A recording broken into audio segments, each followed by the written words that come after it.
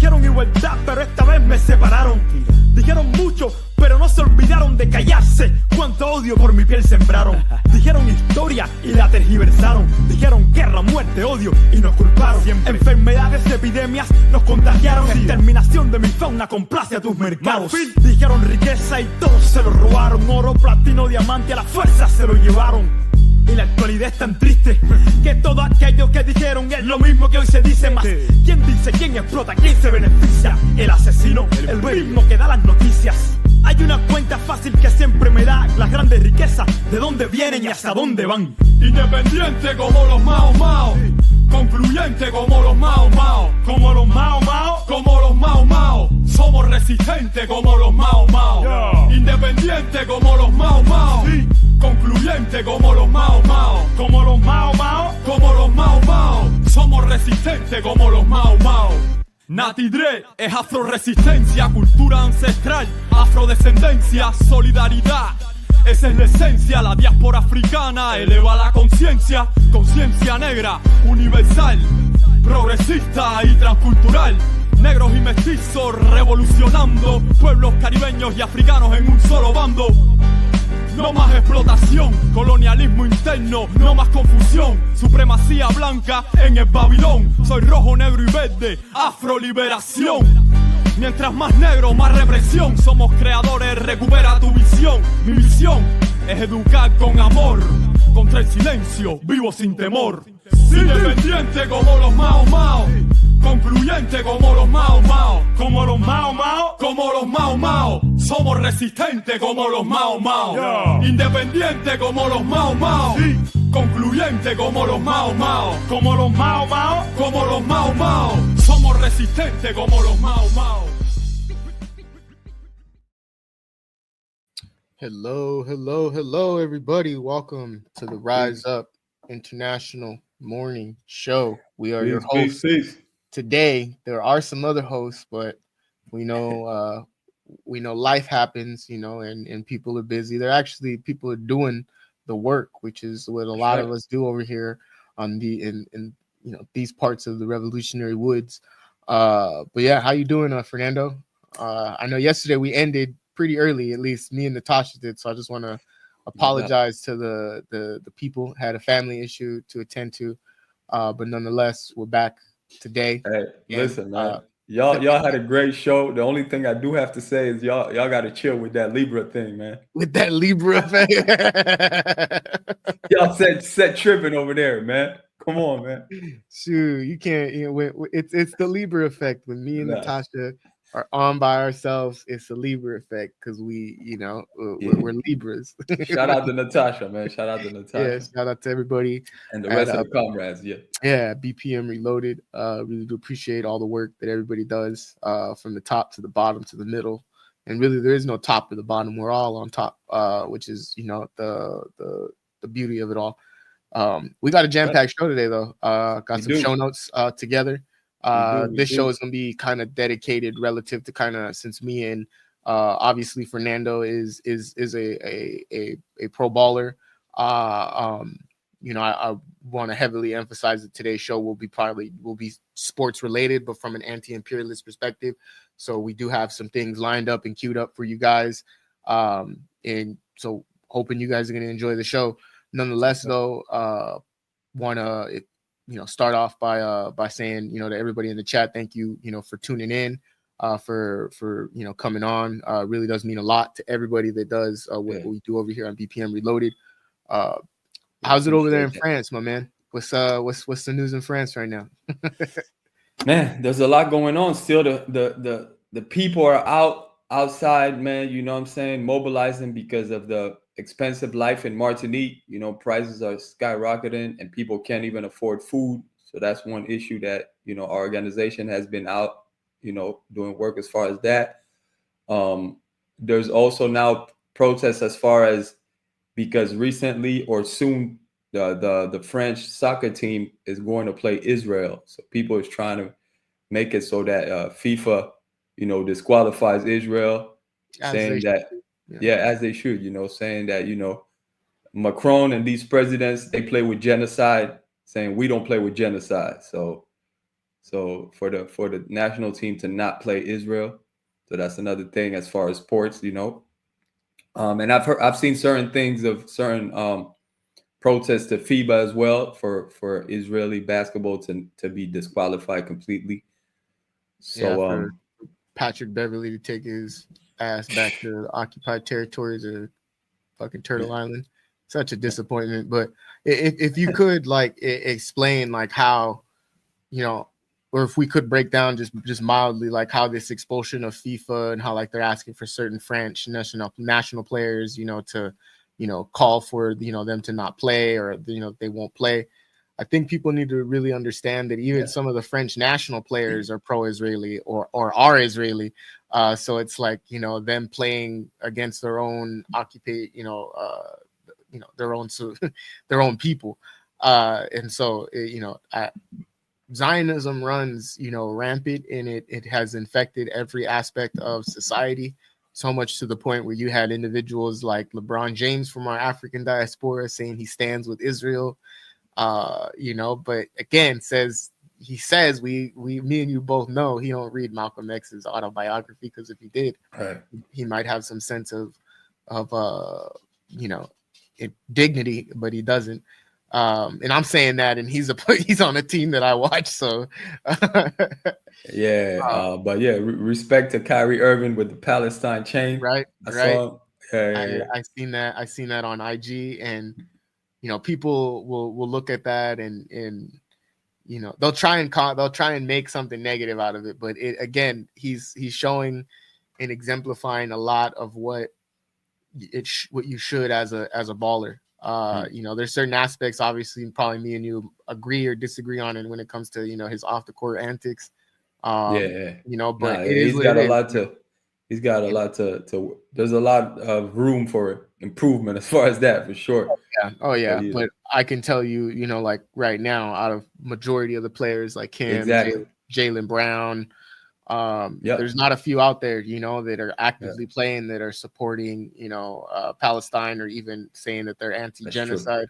You know, some are propagating false genocides like Enes Kanter, but that's another story. Man, that guy, man. And he's not in the league, from my knowledge. So real quick, I hear y'all president over there trying to give white folks reparations, man. I don't know if we're gonna get into that, but that's wild. Yeah, it is wild. And again, I left you speechless, man. You did. Yeah, that wasn't on the run sheet, by the way. We're gonna take a break from Black Power. We'll be back after this, y'all. Rise up. Rise up, y'all.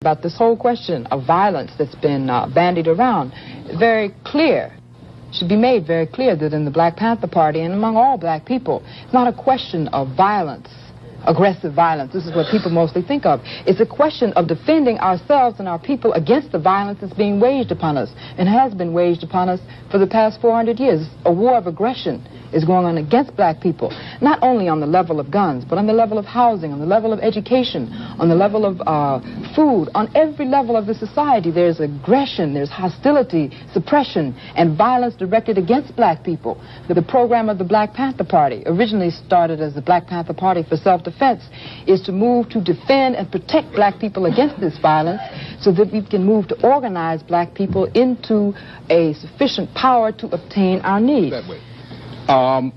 What I would think it would be wise for minority leadership to do would be to seek out and to interpret and to press those points in which there is a common self-interest. economics, political, housing, things of this sort. Now, I'd like to have her react to that. All right. First of all, this was the policy of Dr. Martin Luther King. He asked these people to move in their own self-interest. They refused. And secondly, what you're asking is something that's human. And I don't think it's possible for this establishment to react to a human problem in a human way. It's impossible. In terms of self-interest. You think it's that inhuman? It is. It's obviously that inhuman to me. If you look at its history and what it's doing now. If that is human, then we're something else. So I have to assume that they're non-human. In terms of self-interest, it's a question of whose self-interest. There are masses and masses and masses of white people who would agree with you on that point. But these white people do not have any power, they do not have any say, they do not have any control. And the self-interests of the people who are in charge are not those of human beings. They're mainly based on money and power. You see, if these people would move in their self-interest, they wouldn't beat their own children in Chicago and crack their heads. If they moved in their self-interest, they wouldn't send their armed police onto their own college campuses where their own children are studying. They wouldn't do that. So in terms of their own people, they don't move in their own self-interest. So we can be assured that in terms of black people, they will not move in their self-interest. What is important is for black people to move in black people's self-interest and let them do whatever they want to do. In the most vicious system of racism. But then the funds were taken away. But they got them back. Right, but they weren't in control, not really. No, they're in control now, and they're in control in Alabama. I'm saying there's never going to be a time when you're totally in control. Why not? Life is a constant struggle.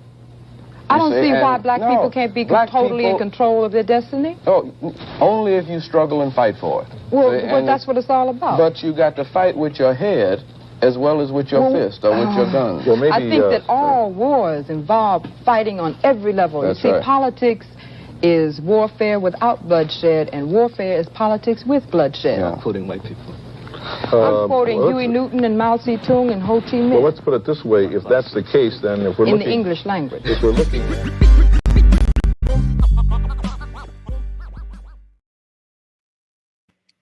Yeah. Welcome back. So to answer your question, or to rebuttal... Damn, I thought it was going to break down Kathleen Cleaver, man. Go ahead.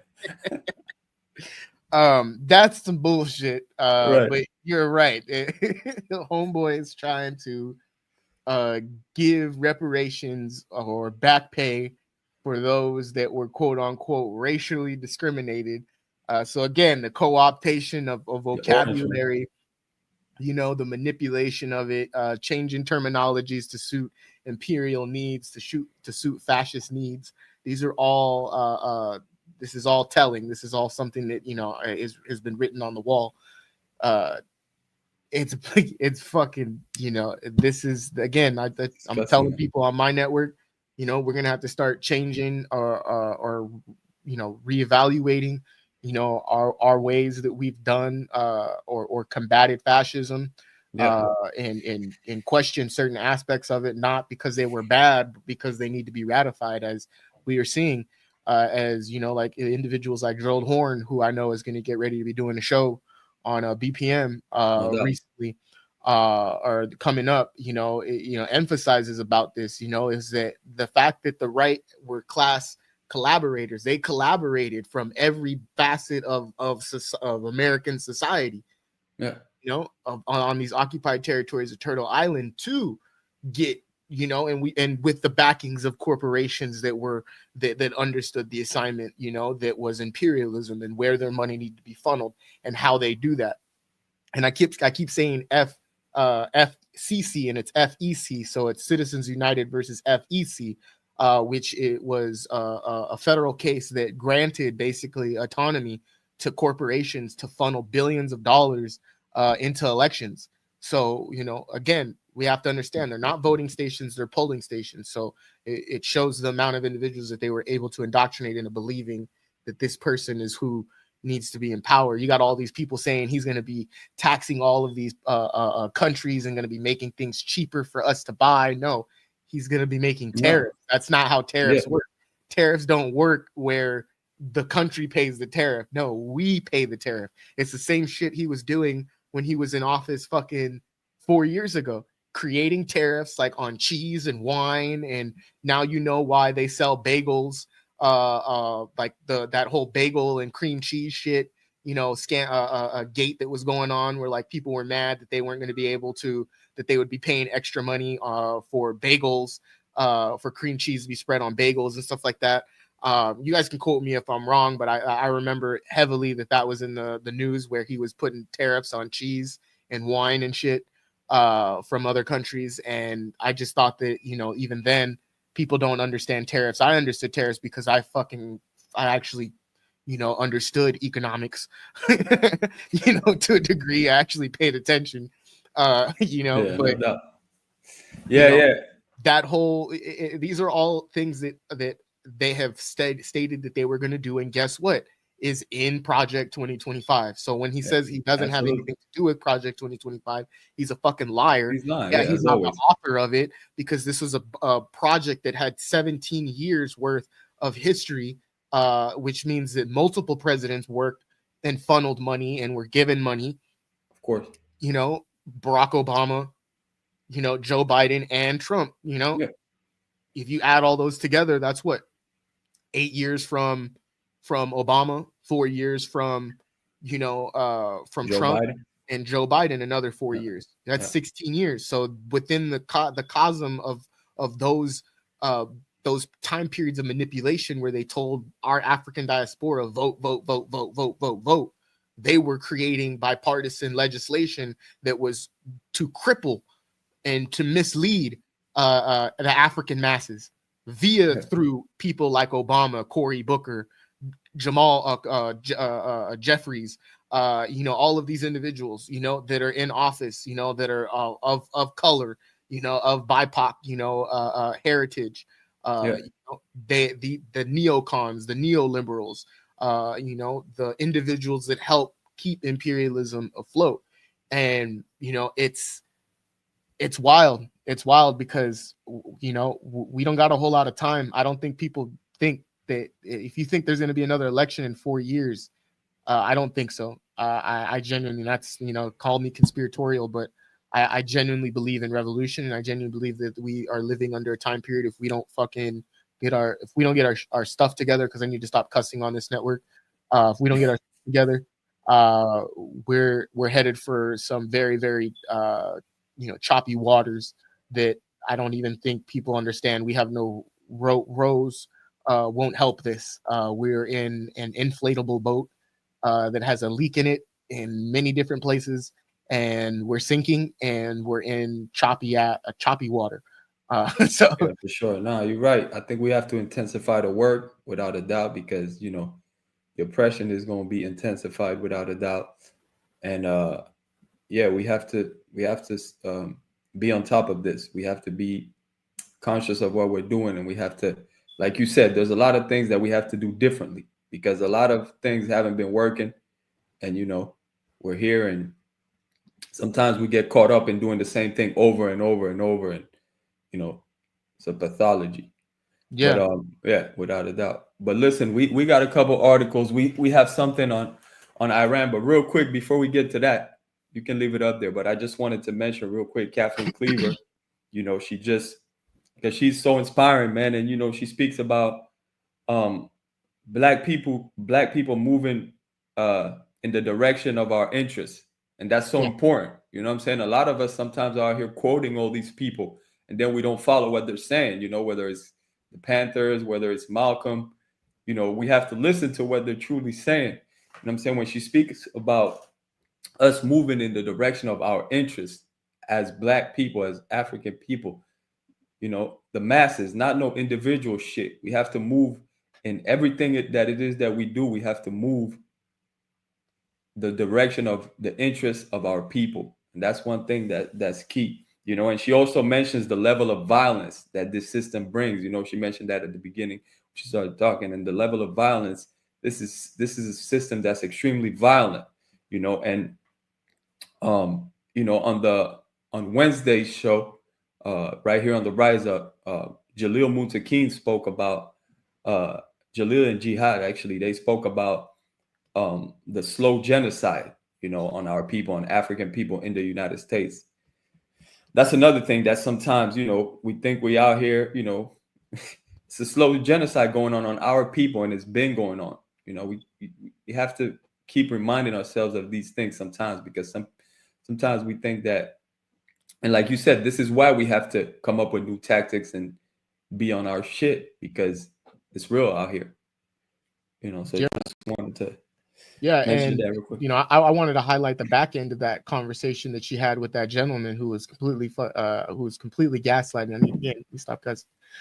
You know, completely gaslighting the situation and her intellect by classifying everything that she was stating as violent. You know, but never making that conflation to how the imperialist system works. So that was red flag number one.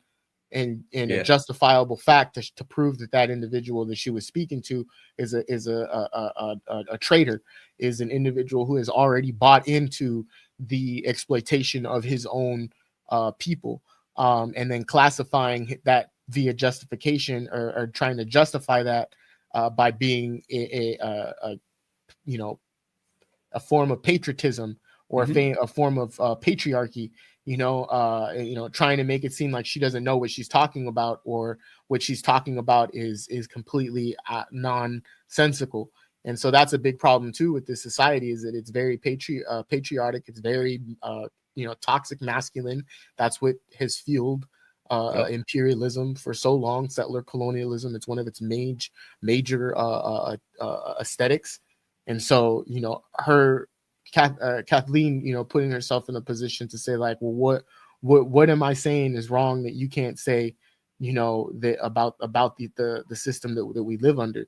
What am I, you know, it just really showed, you know, that we have lost, or even then how much was lost of our people to this system, and how much we have still, you know, that slow, you know, that genocide that you know, Jihad and Jalil, you know, spoke about.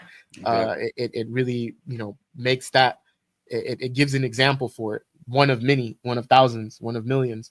And so I really do appreciate, you know, that video, that break for Black Power, and I hope the viewers do as well.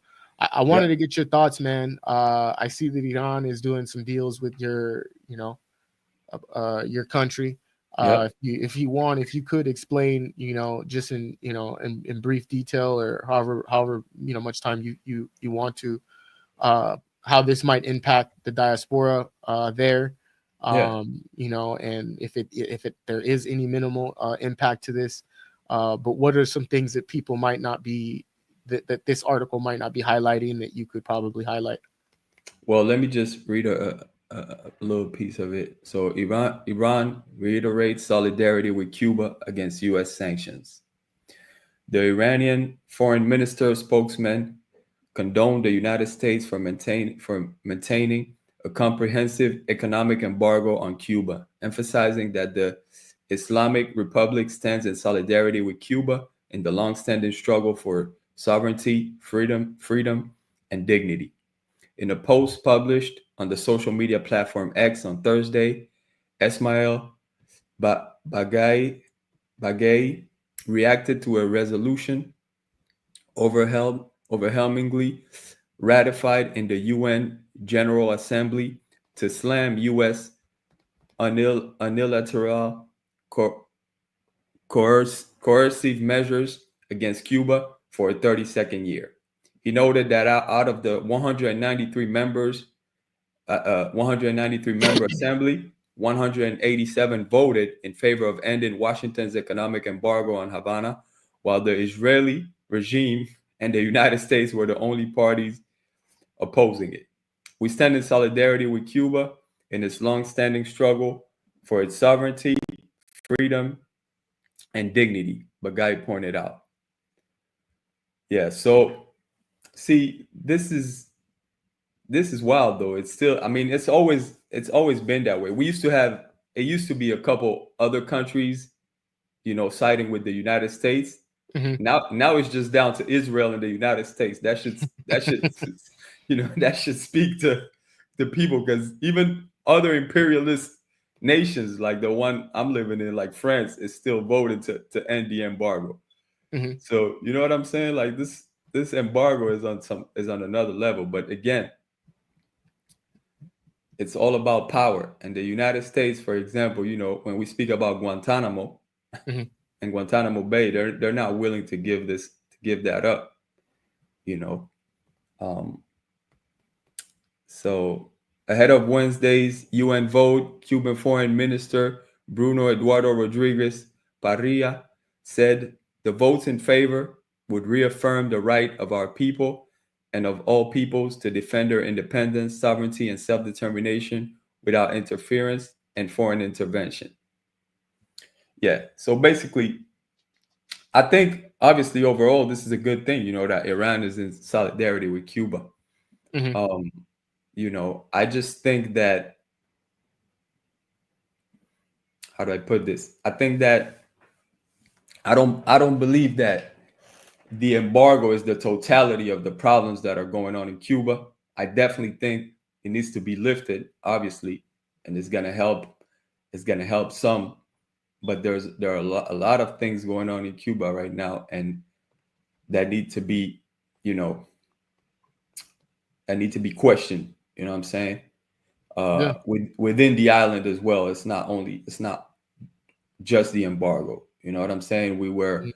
a long time colony, you know, just because, you know, we had a revolution, which was necessary, doesn't mean we're exempt from, you know, these hundreds of years of white hegemony and what the rest of the globe is going through. You know, I Mhm. hear certain people speak about Cuba like it's a heaven. You know, there is no place on this earth where we can just safely chill and say that we're liberated. The struggle goes on everywhere, you know, and Cuba included. So there's a lot of work to be done over there right now. I was just talking to my cousin earlier today. Mhm. Um, they have power cuts for about 6 to 12 hours a day right now. You know, the running water cuts off as well a lot. You know, food scarcity. So basically, brothers and sisters are trying to survive out there. You know, my cousin is trying to find a way to maybe go somewhere else so he can buy some things and then come back home and sell them. You know, try to travel somewhere because he has a little bit of money saved up from when he was working overseas.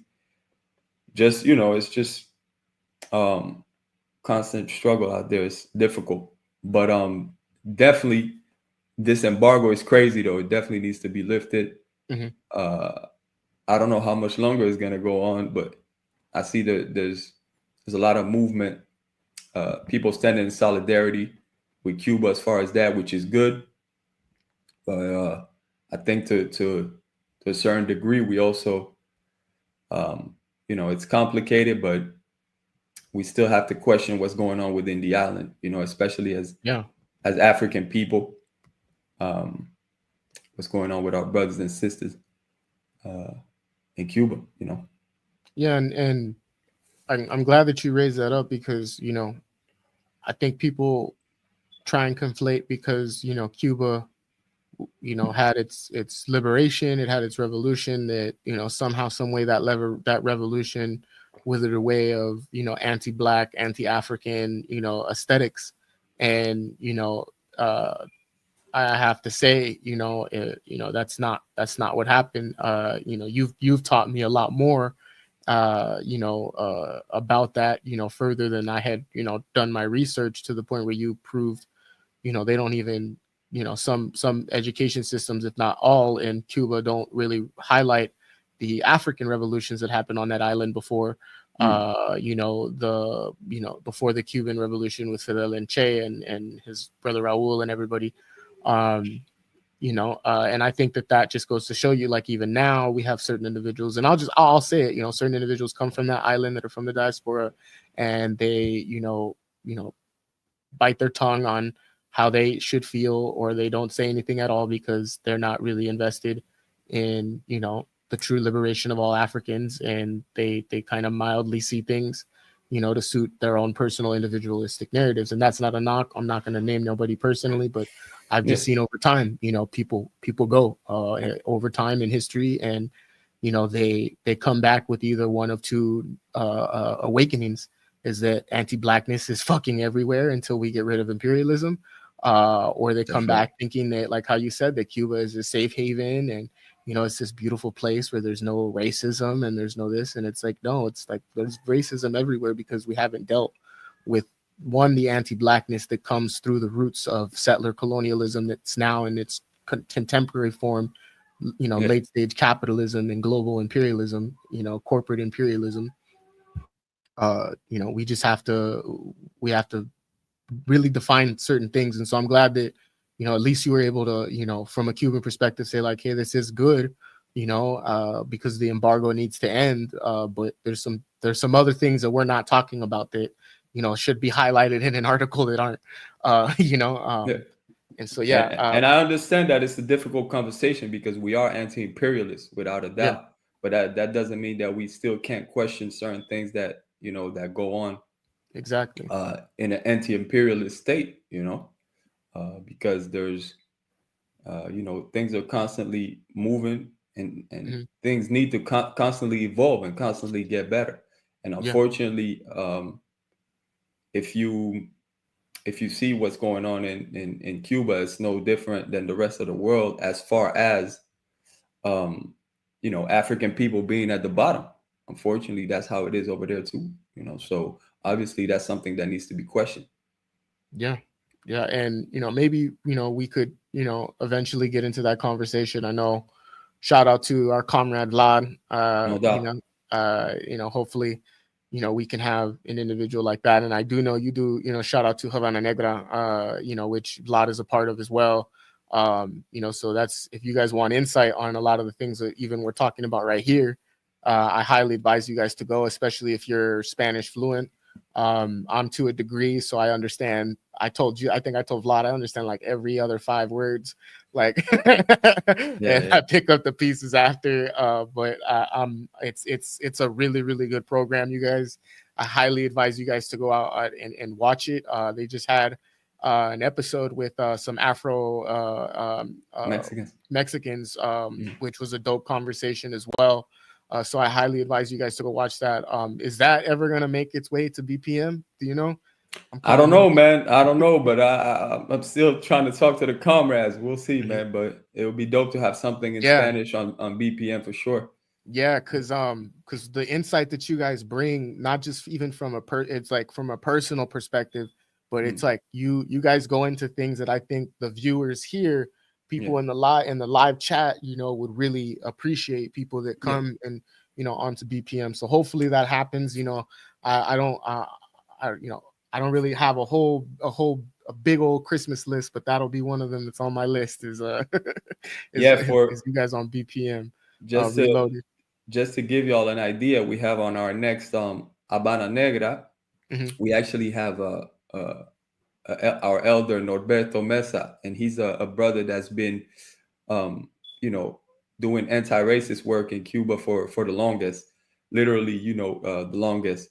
So his organization called Cofradía de la Negritud, they've been doing work, you know, in the neighborhoods everywhere around Cuba, and we spoke to him, you know, and he spoke to us about, you know, the work he's been doing over the years, you know, anti-racist work in Cuba. So, you know, and these are the people that sometimes when an organization goes to Cuba, you know, they get there. Obviously, they're welcomed by the government, you know, as an anti-imperialist organization and all of that. But a lot of times they don't get to speak to people like that that are not connected to the government, but that have been doing anti-racist work on the ground for years. You know what I mean? And so this is the type of people that, you know, we're trying to show their work and speak to them, and also the same way they're giving us their views as to what's going on the ground in Cuba, in the neighborhoods, as far as Black folks over there. We're also trying to incorporate an international view, you know, a Pan-Africanist international view, so that they can also make sure that they put that into their programs over there, thinking from a global perspective as well, understanding what's going on, what capitalism is about, you know, the evils of imperialism, of neocolonialism, all of that.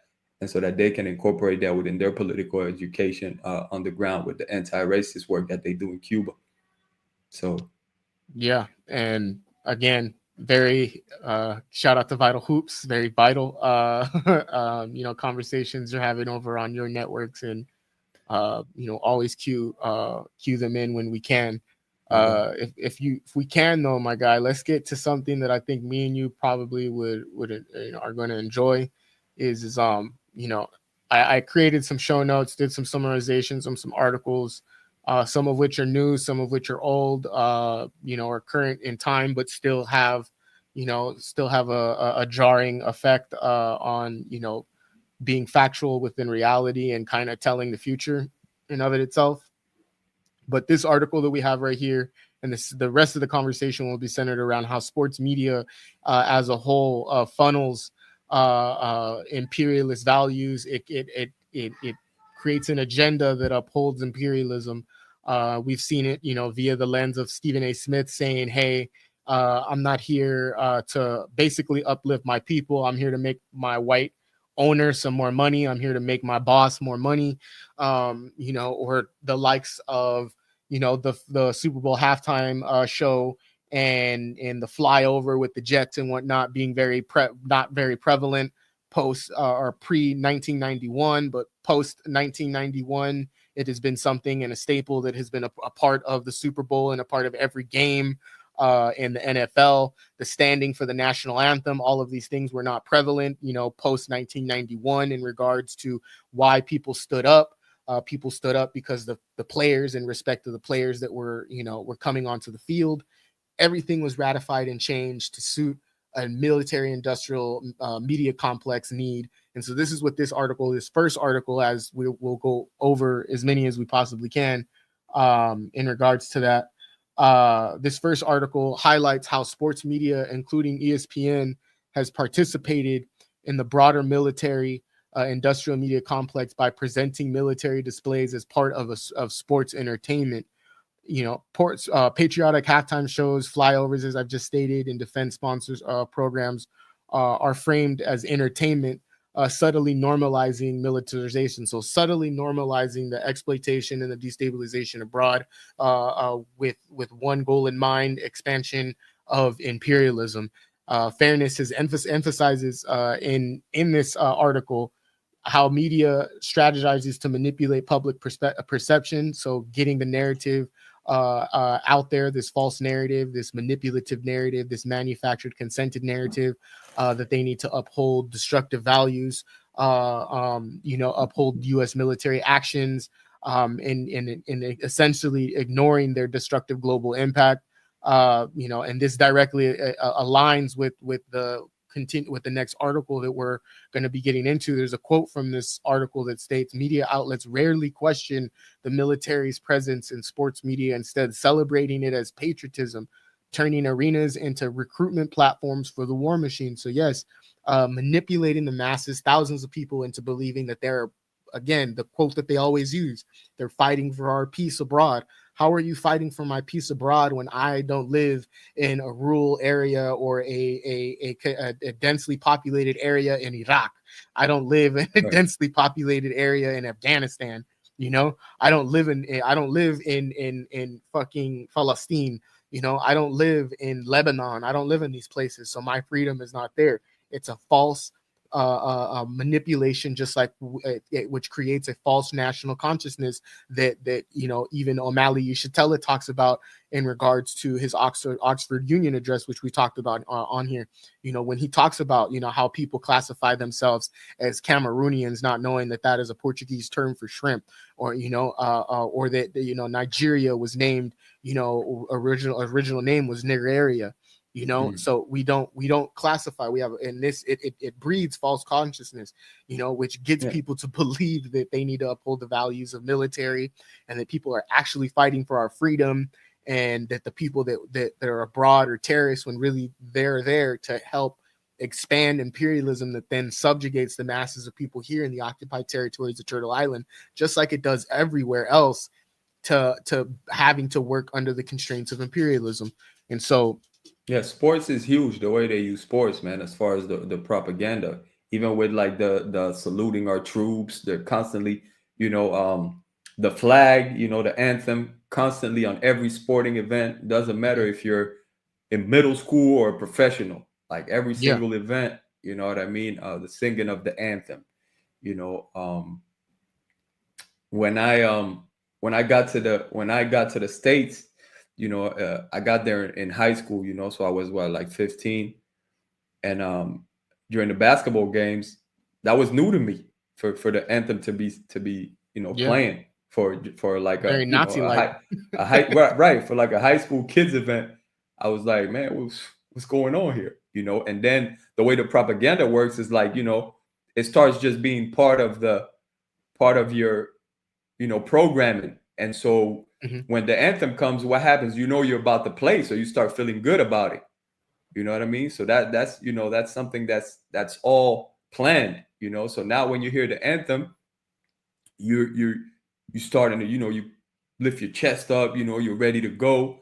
You're, you know, and so all of that, man, you know, when it comes to being precise, man, and understanding why when we do our work, we have to be precise, we have to organize, we have to, you know, because the enemy's work is serious.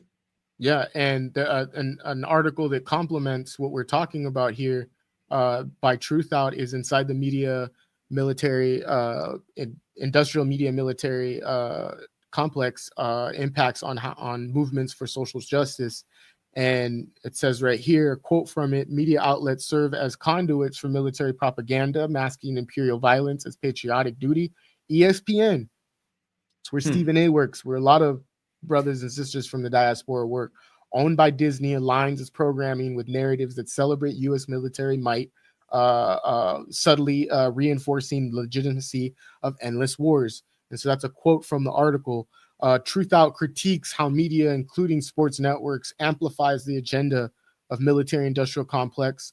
Sports becomes a stage where imperialism is sanitized and glamorized by promoting military recruitment and normalizing conflict and military appreciation events. ESPN aligns with U.S. imperial objectives, marginalizing dissent and perpetuating settler colonial violence globally. These strategies mirror broader imperial propaganda efforts to maintain hegemony under the guises of entertainment. So again, how does that fact, like what that basically read, what I basically summarized is that individuals will look at, say, a Stephen A. Smith speaking to someone, for example, that, you know, lost a limb, you know, in Afghanistan or something, and they're wearing their full, you know, attire and whatnot, wearing the clown suit, you know, and going on there and saying, you know, trying to get you to feel remorseful for an individual that literally was complicit in the ethnic cleansing and destabilization of nations. That's a war. He's a warmonger. He is a prisoner of the resistance. He is a person who has openly and avidly and now is being put in a position to be, you know, glorified the same way that they glorified Nazis for euthanizing Jews, the same way that they glorified Belgium for destabilizing the Congo and genociding 15 million of our ancestors, of our own people, the same way that they glorify the extermination of my ancestors here in the occupied territories of Turtle Island via the means of calling certain areas in California my indigenous territories, Vallejo, naming them after Spaniards and Mexican soldiers and whatnot. These are manipulative tactics to get you to believe that these people are good and that they're justly, and they're not. They never have and they never will be. They are individuals who are agents who work with the state. What is the state? A democratic fascist state, as Dhoruba bin Wahad would classify it, which is why we needed a united front, which is why we needed realistic unity, but we didn't really see it.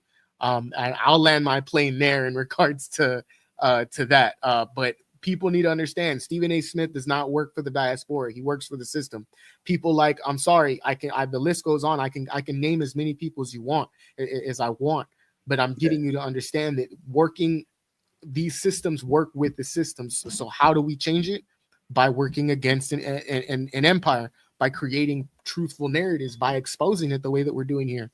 So yeah, a lot of these guys like Stephen A. Smith and them, they've decided to do whatever it takes for the bag, you know, so they don't care. They don't care if they're promoting war, they're promoting the oppression of our brothers and sisters. They're gonna keep doing it as long as they're getting theirs, because they have that European mindset, that European worldview, that individualism, and they're willing to do whatever for themselves, and not look at what's going on as far as, what Kathleen Cleaver was talking about, which is, moving in the interest of our people. They don't even know who their people is, really. Most of those guys are just, lost. Yeah, and this article by Longreads, written by Justin, I'm gonna fuck his name up, Skolsberg, says right here, quoted, the media technology military industrial complex by Longreads quotes Disney through the media arms like ESPN plays a pivotal role in advancing U.S. militarism. The seamless integration of military tributes within sports programming ensures that the spectacle of war becomes part of everyday life. So trying to justify what is going on, the destabilization abroad and domestic. Longreads dissects the systemic ties between corporations like Disney, the military and its military interests, showing how sports media serves as a cultural arm of imperialism, meaning that it is a weapon. They have weaponized media to manipulate the masses into believing that these are all justifiable acts.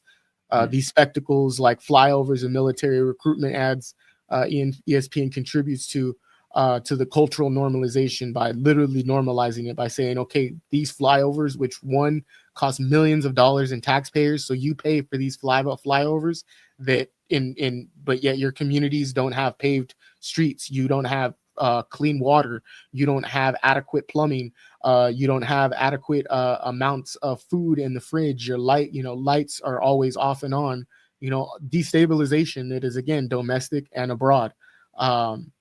It says right here, reinforces U.S. global dominance and erases the violent realities of its interventions, particularly in the global South, which is the occupied territories of Palestine, and parts of Lebanon, Iran, Iraq, Afghanistan, all of West Asia that they've exploited, all of Africa that they have exploited, all that Europe has exploited,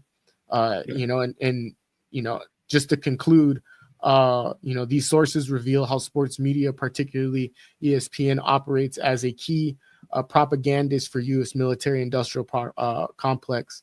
They transform athletic platforms into stages of militaristic and imperialistic messaging, using cultural influence to normalize war and colonial domination.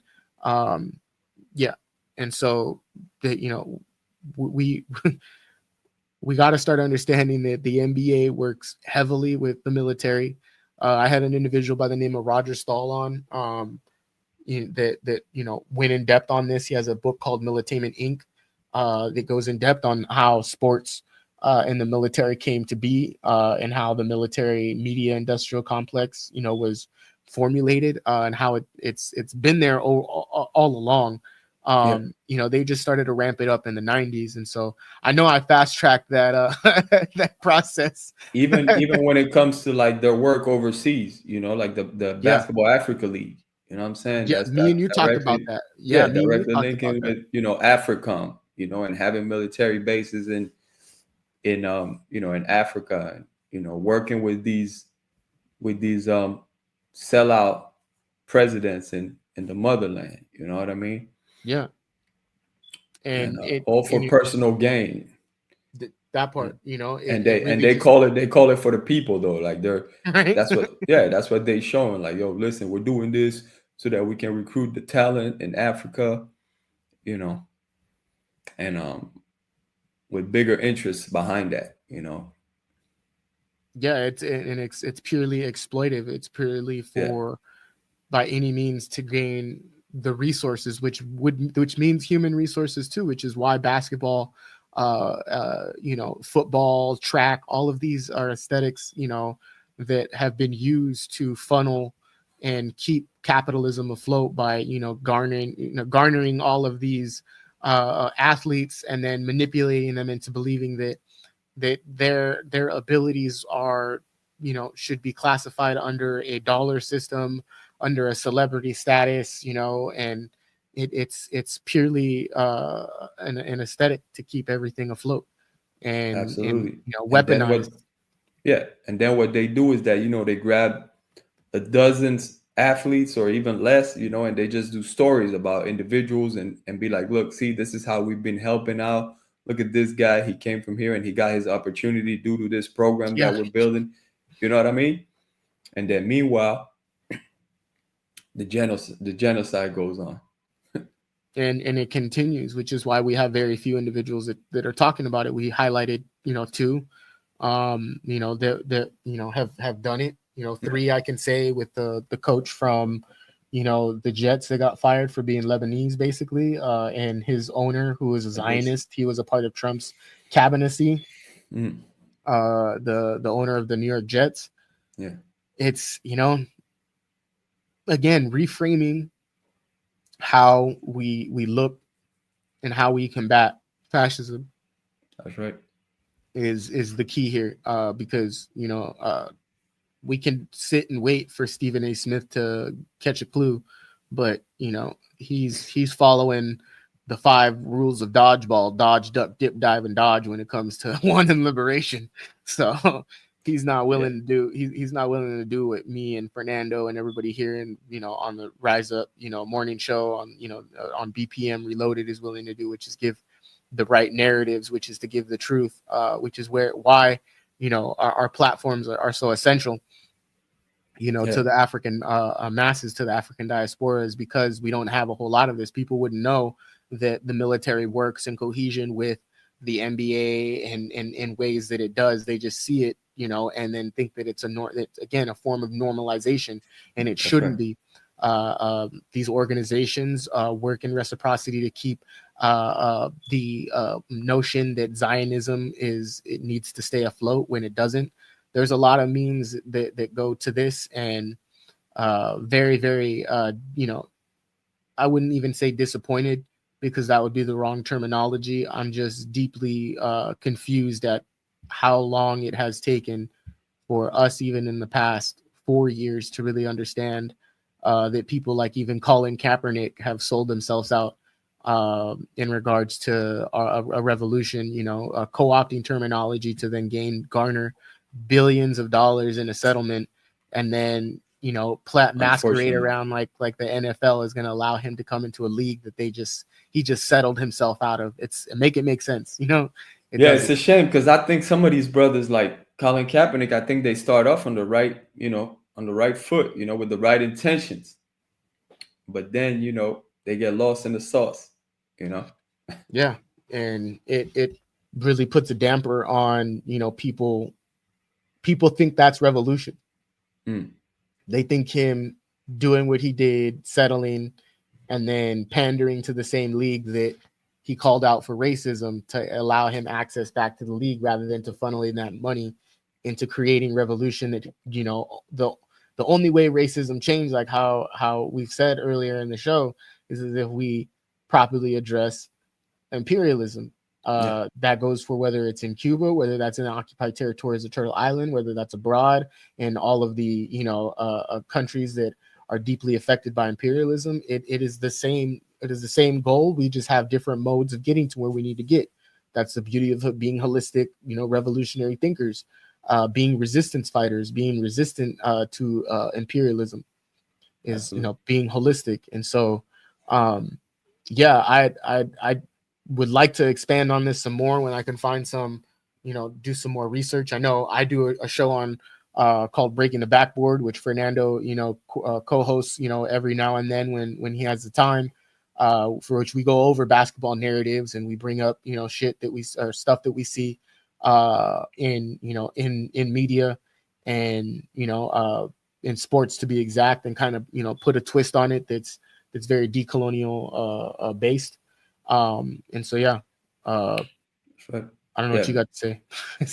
No, just I appreciate you breaking that down, because like you said, sometimes we don't know to what extent, the military is involved in sports. And so it's important to do that work. So I appreciate you really breaking that down.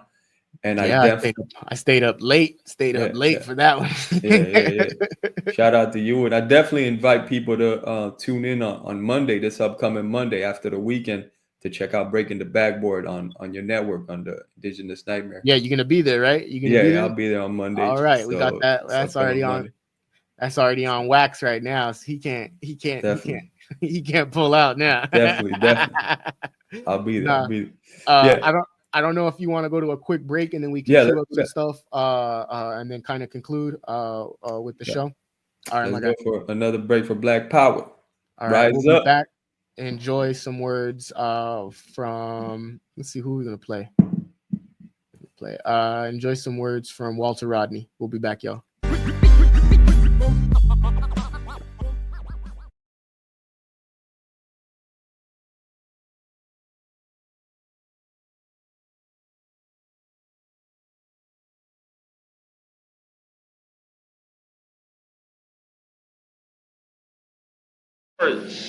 Cocoa brought money to Ghana or to the Gold Coast as it was then, at a time when the economy was becoming monetized and when commodity production was becoming generalized. Then it created an illusion that the future was with cocoa, that wealth lay if one could get hold of a farm which would produce cocoa. And long after the reality had changed, take today, long after cocoa means anything in terms of a money earner to the Ghanaian or to the Ivory Coast or to the Nigerian people, we find large masses of Africans who are still locked into the cycle of cocoa production. Of course, they're not simply following an illusion. They are locked in because structures have been created that maintain them that way. And they're locked in because classes arose historically within our own society. And segments of those classes, at any rate, still feel that their objective interest is bound up with the type of economy and the type of dependent relationship which might have been the case, or which was the case, when cocoa was the principal crop. And we could, by analogy and independent investigation, make the same case for sugar. But then the time comes when one crop goes. And the capitalist system is capable of selectively substituting another product which will reintegrate different parts of the peripheral world into capitalism. But the choice is a metropolitan choice. And whatever they do at a particular point in time, they are free to undo at a later stage. We do not have the control over the process. This is a warning against the illusions that might be created by things like Nigerian oil and Trinidad and Tobago oil, because it is clearly a situation in which they're at the level of the subjective. It's the same phenomenon that, say, the people of Trinidad and Tobago imagine that oil means wealth, that the extraction of that product is in and of itself the basis of development. That is no different from the illusion that might have been created in the late 19th century when Jamaicans started to export bananas and thought that they were onto a good thing. No different from the illusions created by cocoa and coffee and cotton and sisal and every other product that was determined in its essence, as far as production in the world scale was concerned, determined by capitalism at the center. Not chosen by our people as an integral part of an autonomous development. Not chosen by our people as part of the development of all of our economic resources. So it is a shortcoming that we have to watch out for. Now, over and above this marginalization in the broad sense because of the changes in technology and the changes in the value of the products which we produce and which we sell to the capitalist world, we also find ourselves the victims of the international economic depression, the international economic crisis, I should say, because it exhibits features which are partially features of a depression and features of a recession. But again, this is something in which we live. And if we think about it enough and we look around ourselves, we need not feel that it is an abstraction. It is something which we are living. From 1974, the capitalist world has been in perhaps the most serious, the most pervasive, the most peculiar of its economic crises. Even the bourgeois economists themselves are looking back and they're saying this thing is far more deep-seated, far more wide-ranging than the so-called Great Depression of the 1930s. And if we were to go even further, we would find that 100 years ago in the 1870s, the period 1878-1879, Europeans used to speak about a Great Depression. The term was used in the 1870s. It was reused in the 1930s to represent points at which the international economy was in severe crisis. And whenever that international economy was in severe crisis, as always, I imagine with any social system, the system had to take stock of itself, and the system had to take new initiatives in order to survive. Well, I'm going to suggest that right now, the international economic system, having been in crisis for these last few years, has been taking stock of itself. That the capitalists who man this system, whose consciousness of the process in which they live is now sharper than ever, are aware of the overall ramifications of the crisis, even where they don't have an immediate answer. And very often, we who live in the peripheral world, we amble along without recognizing what it is doing to us and what is its real significance. Above all, for us, the significance is that the burden of the depression will be passed over to us whenever and wherever possible. That is happening throughout the third world. If you were to make an examination of inflation and identify the specific products that now, with a certain proportion of inflation, and then trace the export of those products, you will see the export of that inflation to third world countries, including some of the vaunted oil-rich states of the Middle East.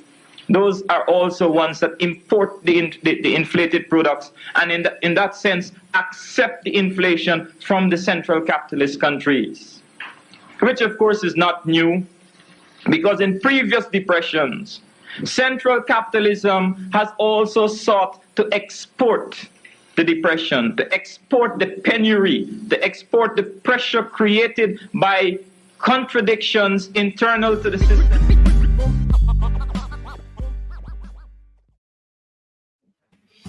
All right, we are back. Let's go over that if we can. Let's break that down. The illusion of growth, or individuals trying to justify the means of working within the imperialist system and say, hey, through this production process, we might be able to make something. We might be able, but we all know that how imperialism, especially when we as the African diaspora ever try and make, something for ourselves, or try and put ourselves in a position on a mass economical level, here comes imperialism, that's like, hey, like Debo and Friday, you don't got $200, I got $200. You ain't got resources, I got resources. That's the mentality of this system. Shout out to Kalanji. He's getting the front row seat here on this live show, enjoying the show and whatnot. So really do appreciate not just the work that you do, but also having you here in the studio with us. But yeah, we need to process, I think, the notion that we will not be able to liberate ourselves from working within the capitalist system, working within the imperialist system. There's, as O'Malley used to tell us, said, find a history, a point in time when we voted our way into slavery, and we'll vote our way out. Find it.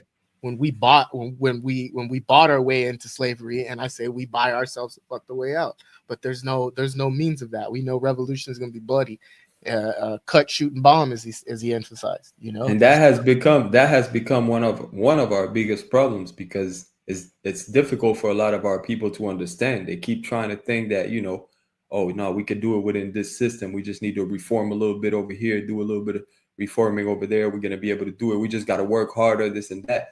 And that's where the enemy's propaganda has been working so well, over the years. the propaganda machine, is well oiled.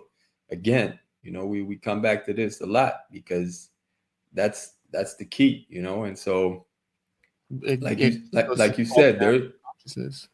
What's that? I said it just goes back to also a very heavy false national consciousness of wanting to uphold the values of this system and acting like those are African values, that those are cultural values. They're not. Those are weaponized aesthetics that you have put onto yourself. You have, you've acquired that through generational exploitation and are categorizing that as something that's not demonic, as something that's not festering in the exploitation of yourself and in your anything that's to come into the future. And so it's again, we could try and do is as those tried in the past, but it's not going to work. We have to start really strategizing and rethinking how we come up with different modes of combative ways to fight fascism. And we definitely need to focus on that, but that's what revolution is about anyway. Revolution is about constant change. We can't just be out here and just be happy with the way things are. Now we constantly need to improve, especially now because we're not in no situation where things are going well. But even in a situation of us winning the revolution has to go on. It has to be a constant process. It has to be, we have to constantly, and this is why it needs, and especially now that, we are, we understand that our people are oppressed everywhere around the world. Everything within us, meaning our culture, the way we do everything has to be revolutionary. You know what I mean? Yeah, to the core. And, one thing that I always go back to, and it's something that I think you just basically touched over is, and this is just from the fundamentals of dialectics as Engels would describe it. But I know that Frantz Fanon compounded on this, by basically emphasizing that we will have to struggle we'll have to struggle so long as we understand that liberation is key. If we continue to not understand that liberation is key, we will continue to struggle under the modes of imperialism. We are not at as you classified earlier in the conversation, shout out to Jaleel and Jihad in the conversation that you guys had, is that this is a slow genocide. We have to understand too that there are many forms of slow genocides. There's death by incarceration, as classified what's happening to Imam Jamil Al-Amin, what's happening to Mumia Abul Jamal, what's happening to Leonard Peltier. These are all modes of which that they use. These are all tactics. These are recognized tactics that they use to circumvent our liberation, to dilute it, to degrade our ability, to degrade energy even. Meaning people will put more energy into thinking that voting under an electoral system is the way to go, rather than as people like Laith Maroof, who emphasized on my network that the resources that were put into this campaign for third parties should have been circumvented to indigenous communities, so that way we could have created a true united front against fascism through a decolonial lens. So again, we missed the marker, like as they intended us to do, for us to do every 4 years. If we don't get our heads either out of our asses or someone else's ass, and start really, hearing the bells, start, singing the tunes, because revolution from 3 to 7 is not working no more. They're building cop cities 24/7, stabilizing and gentrifying our communities 24/7, while we're pandering and performative and creating performative activism, calling that shit revolution. Excuse my French, I know we gotta go off, man.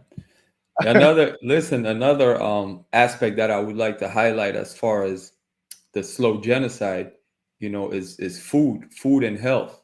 You know what I mean? Food deserts are very prevalent. Food deserts are, that's the way that our people are constantly eating processed foods that slowly kill us, give us cancer, give us high blood pressure. Bro, I just literally yesterday was talking about this on my network, and I talked about how synthetics are making their way into vegan products and how veganism is being co-opted. And so it has been for a minute now. For a minute, and how it's actually caused even the destabilization, environmental destabilization of the Amazon because of all of these soy farms that enact pesticides. They put pesticides, which then in part subjugate the indigenous populations that grow cocoa beans and whatnot for importations. And that's another even topic of discussion there. Sure. The exploitation. So imperialism it's in everywhere. It's in the toilet paper that you wipe your ass with. It's all the way from to what you eat. There's imperialism is everywhere. So, as far as the soy and all that, you're right. But I do want to mention that most of the soy that is grown is used for cattle anyway. More than for vegans. Call his ass out. He's like, no, more than for vegans. He's gonna blame that soy shit on vegans. It is. But now you're right though. And the way we see that is simply because the way veganism has been co-opted is simply because if you look 20 years, well, even less than that, if you look maybe 10 or 15 years ago, pretty much being vegan was directly linked to being healthy because you were eating natural foods. That's not the case today anymore. You can be vegan. They even have these terms. Yeah, they even have these terms like junk food vegans and things like that. So you can definitely be unhealthy and be a vegan. Now, we're not going to get into this deeply today, but we got somewhere else to be. But I just want to mention that there are still benefits to being a vegan, even if you're not necessarily focused on health. There are still benefits, but that's just to make a point. Yeah, and we also have to realize too is that there weren't Costco's and Walmarts and supermarkets and whatnot. Back in the 30s and in the 20s and in the 40s and whatnot. These are aesthetics of imperialism that were used to co-op when there was a mass production of meat. And a surplus of meat, they had to find a way to be able to get it out there. So they took over basically the meat industry, and kind of, like imperialism does, takes out the middleman and incorporates these modes of productions that are there to, manipulate and again, exploit the community, supermarkets and whatnot. Absolutely. But I think today's show was pretty dope, man. I want to say, first off, thank you, for joining, and being on here today. I know we're not all on at the same time. That's kind of hard for us to do as of late. We try, but we try. But it's all good. I know you got some things worked up. I know you're about to be a part of. Should I say it, or are you a part of the new show that Gerald Horn's coming on with, or? Yeah, I'll definitely be working on that with the Comrade Buna. Yeah. So I know that's a new program that's going to be on here on BPM. So that's pretty dope. I look forward to those conversations, that you guys will be having over there. Sure. To those that are watching, we'll see you guys. Real quick. I just wanted to mention. You want to keep some stuff, my bad. Again, yeah. Let me just plug real quick. Shout out to you as well, brother Comrade Isaac, man, and the work you're doing with the Indigenous Nightmare Network. Again, invite people to go check that out as well. Shout out to the other comrades. We charge colonialism, brother Kemba, definitely Natasha. Shout out to Kalanji doing the work as always. And I do want to plug as well, the latest episode of the Vada Hoops podcast, which dropped yesterday. Which this one is hip hop, oriented with Elo Kush and Soul Messiah. They just dropped a new album. So if you love hip hop, go check that out. Dope episode. Shout out to both those brothers. And also make sure you stay tuned because the new Afro Pick magazine, 3rd issue is coming soon. So be ready for that. Cop the 1st and 2nd issue. Go get that. They're free. You could get them on patreon.com/Black Power Media Reloaded, or just go to blackpowermedia.com and you'll get the info there. We appreciate you all. This is the Rise Up International Morning Show. Have a great weekend. We see you on Tuesday. Rise up. Rise up. Sometimes the riot is a quiet one. Well, the battle is to love yourself and function in society where voices of reason are muted by anxiety, like gaining notoriety is selling your soul. So we tend to go no deeper than the shallow water level, trying to keep us overhead in the face of all the slurs and the stares. Mentally frozen, paralyzed by fear of failure and success. So we lock, stock, barrel, running while it's crumbling. All these towers and they're babbling, but the baby's in the bath and the stash under the bed on my head, spinning from the circles and the puppets and the strings that they pull. Then we move. Reactionary warfare never produces when it's on the field. Feeble and foolish. What tools and what weapons are we using? We need some new ones. Real revolution. It's real solutions. Well, we've taken on the ways of the ones who conquer with their guns and religion and division. Got my inner me looking like my enemy. Real revolution. Well, my inner me, really a mirror for the galaxy. New time, brand new paradigms, new contracts to sign. They thought that this would all be televised, though it's happening right before our very eyes. It's on the inside, with their guns cocked. When that rock drops, standing on the rooftop, praying that the mountaintop can live inside the valley. People tell me the reward is somewhere off in heaven, like heaven's only in the sky, like chariots are swinging, like God is something separate from yourself, from your wealth, from your lover, from your neighbor. Oh, your savior is coming in your own name, coming with the face the same. Real revolution. It's real solutions. Well, we've taken on the ways of the ones who conquer with their guns and religion and division. Got my inner me looking like my enemy. Real revolution. Where my enemy is really a mirror for the galaxy.